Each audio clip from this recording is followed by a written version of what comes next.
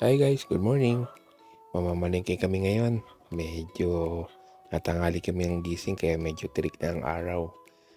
Dito nga pala kami namimili ng isda, ng crab, ng shell ng hipon. Pero ngayon wala silang crab kaya isda lang muna ang bibili namin ngayon. Dito nga pala to sa may Bagumpong area, sa may Rainbow Homes. Shout out sa mga taga Rainbow Homes dyan.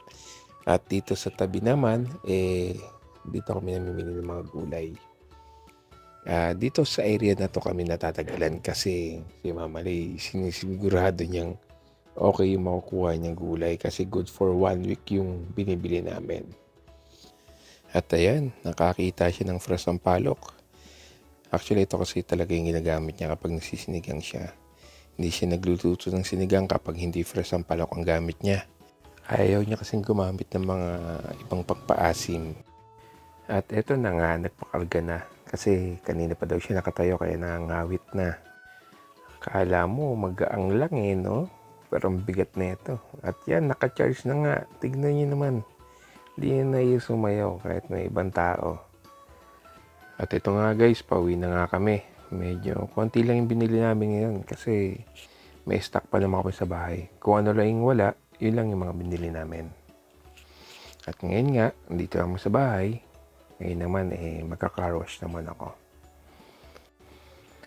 Yung iba nagtatanong, bakit daw hindi ko pinapa-car wash? Actually, pinapa-car wash ko siya sa labas kapag masyadong madumi na yung loob. Tulad ng maalikabok kasi, siyempre hindi ko naman mababacuum. Kasi walang vacuum.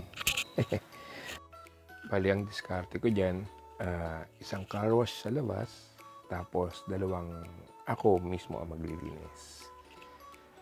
Yon, so hindi ako palaging nagka-car wash sa labas. So, ako na lang naglilinis. Magulo, di ba? Hayaan nyo na. Basta, alam ko namang gets yun na yun.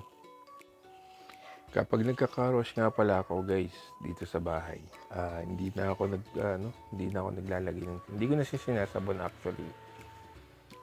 Parang hilamos lang talaga. Tubig lang and basahan. Yan. Tapos, tutuyuin ko na siya. Kasi, um, hindi rin kasi okay sa sasakyan lagi mong sinasabon, ginagamitin ng sabon. Kasi nga medyo madaling mag-fade yung pintura unless na talagang alaga mo siya sa wax, sa ano. Sa akin kasi wala na. Bihira ko na lang siyang mapa-wax. Kaya yan, tubig lang ang katapat. At ito nga guys, napunta kami ng Kai Mall. Actually sa Pure Gold sana kami pupunta ngayon. Pero nung nakita namin, bukas na pala ang Kai Mall dito sa may Almar sa Barte, dito na kami dumiretso. Pumunta kami nga pala rito para bumili lang ng remote, ng universal remote para doon sa TV namin. Medyo nawala kasi yung remote ng TV namin kaya we're looking for universal remote dito sa mall. Ayan, lady guard, unang pasok, naka-smile agad, which is good, nakaka-good ng morning. At itong batang makulit, unang pasok, ayan, likot agad. Ayan. At umisa pa, umakyat pa ulit. Kala naman niya, kaya niya. Baba ulit. Ayan, sa part na to medyo HB na si Mami Lay. Pero buti na lang at tumigil na si Arkin. Ayan, bakit na kami? First time nga pala namin pumasok dito sa Kai Mall sa may Almar sa Barte. Ayun, pag-akit pala, papais na, no? Sarap. Kaso close pa sila kaya tara, ikot muna tayo. Yun, DIY. Dito ako bibili ng remote. Sana meron silang universal remote. Yan. So, hindi pa ganun kadami ang tao. Siguro baka dahil sa masyado pang maga. Kaya hindi pa ganun kadami ang tao. Kaya yan, medyo parang kami pa lang ang tao. Pero wait, sarado pa pala siya. Noon, 10 o'clock pa pala siya mag-o-open. Dumating kami 9:45. kami dumating. Kaya close pa siya, may 15 minutes pa. So, yun. Kaya habang maghahantay tayo ng pag-open, punta muna tayo sa grocery dito sa Robinson Supermarket. Yan, dito sa part na to, dito ako medyo kinabahan kasi ang sadya lang naman talaga namin dito bumili ng remote. Pero napunta kami dito sa grocery. Pero sana mali nga yung kaba ko, no? Let's see.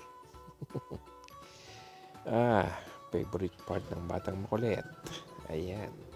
Kinder Joy. Solved na siya dyan. Sana. Ayan. At nagpiplease pa. Yun, nag-kiss. Alam na this. Ilagay na yan sa basket. Fast forward. Papunta na tayo ng DIY kasi open na siya. Ayun, sana makahanap tayo rito ng universal remote. Let's see.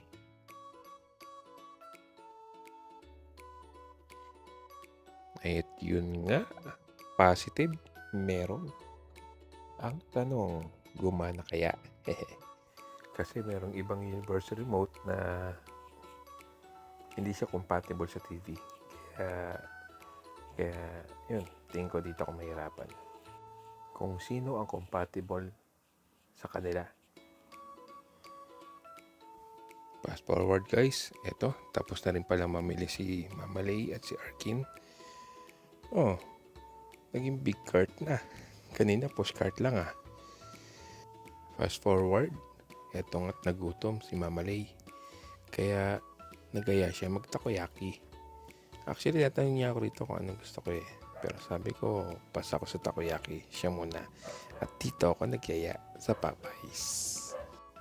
Talaga nakakagutom kapag galing ka ng grocery. Kasi ikot ka ng ikot Tapos di mo pa naman sila makakain. Kaya yun, dito tayo babawi. Si Mama Lay, tinanong niya kung ano daw gusto ko. So, matik na yun. Siyempre, kung sino magtanong kung anong gusto mo, meaning, siya yung manglilibre. At sabi ko nga sa kanya, siya nang bahala. Total, siya naman ang magbabayad At sa part na to, habang hinahantay namin ang order namin, ito, inupakan niya na yung kanyang takoyaki. Sarap. Ito na ang batang bulingkit, hindi na nakapagantay. Dessert agad. And pinayagan ko na rin para malibang habang naghahantay sa order namin. Kasi gutom na nga daw siya At ito na, tinawag na tayo.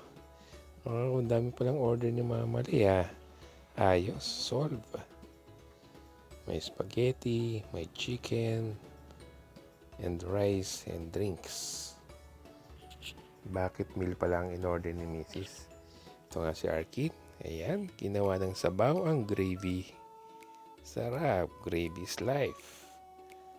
Rapsa, solve ang bata. Hindi pa nagkagalaw ang chicken, ubos na ang gravy. Kaya itong si Mama Lay, ayan, humingi agad ng refill. Napakasipag talaga. Thank you, Mama Lay. Yun sarap. At si Arkin, target, gravy. Yum, yum, yum. Nahiya pa konti. Tinitignan pa niya ako. Hindi niya alam, para sa kanya talaga yan. Sabaw na yan. Nasaan ang sabaw? Napapadila pa. Dahan-dahan lang mainit pa yan. Makapasok ka.